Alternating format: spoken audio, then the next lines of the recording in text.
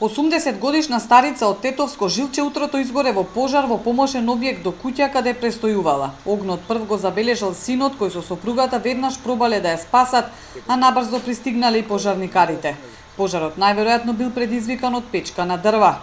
Синот и снаата при обидот да помогнат добиле полесни повреди и загушување.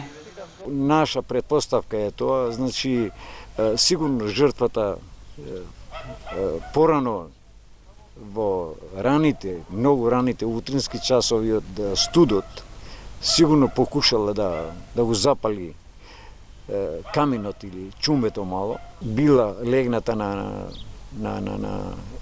јог душек, значи тоа е лесно запали материјал, што многу брзо ја зафатил и душекот, значи сунџерот. И се случи ова што се случи.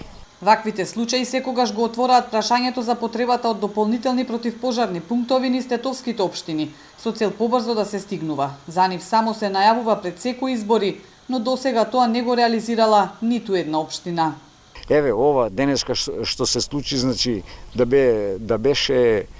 имавме пункт у општина Јегуновци или општина Теарце, значи што побрзо би стигнале тие првата екипа, па после ми би им дошле на испомош. Но за жал, викам, еве, секоја година или па, еве, губиме и людски животи, значи, што со ништо не може да се компензира.